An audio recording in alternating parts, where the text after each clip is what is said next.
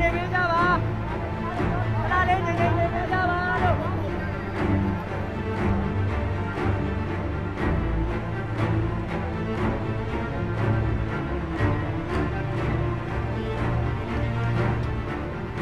ဒီတော့ဒီ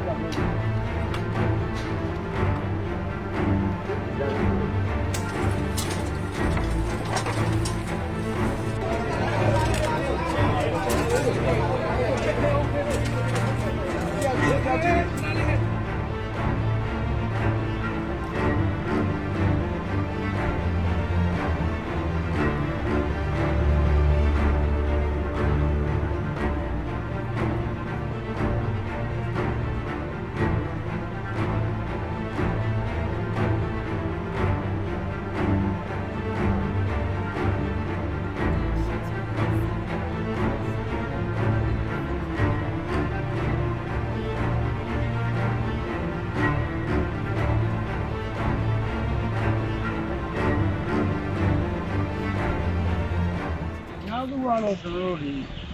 ပလီရဲ့ဒီဝက်ပြူဆောင်အပြင်ဘက်ပြေးတဲ့အချိန်ပေါ့ဒီအပြင်ဘက်တော့မရောက်သေးဘူးပလီရဲ့ကျွန်တော်တို့ဇင်းညံပြောရမှာပေါ့နော်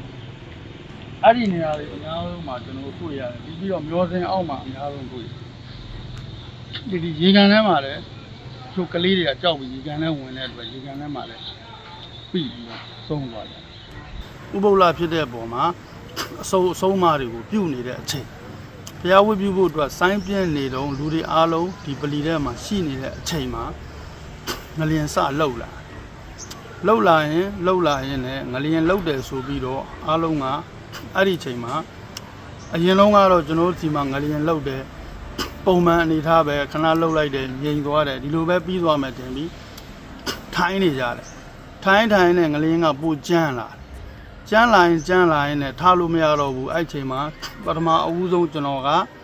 ပလီအတွင်းထဲမှာရှိနေတယ်ရှည်ဆုံးလောက်မှာရှိနေတယ်အဲ့ချိန်မှာဘယ်သူမှလည်းထွက်လို့မရတော့ပထမတစ်ချက်လှုပ်လိုက်တဲ့အချိန်မှာကျွန်တော်ပလီရဲ့အပေါ်ကမျက်နှာချက်ဆောင်ပြီးပြိုကျလာ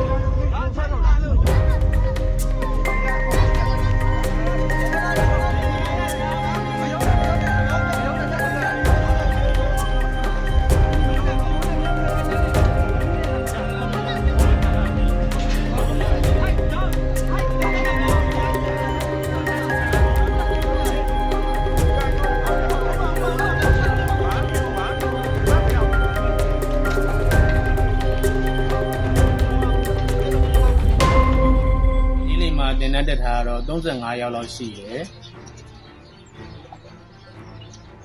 လွတ်သွားတာက20ကျော်အသက်ဆုံးရှုံးတာ73ဦးပေါ့မနေ့ပြန်ဆိုလို့ရှိရင်ဒါ9ရက်လေဆွန်းသွတ် level လောက်ပြီးမှဖြစ်ပါတယ်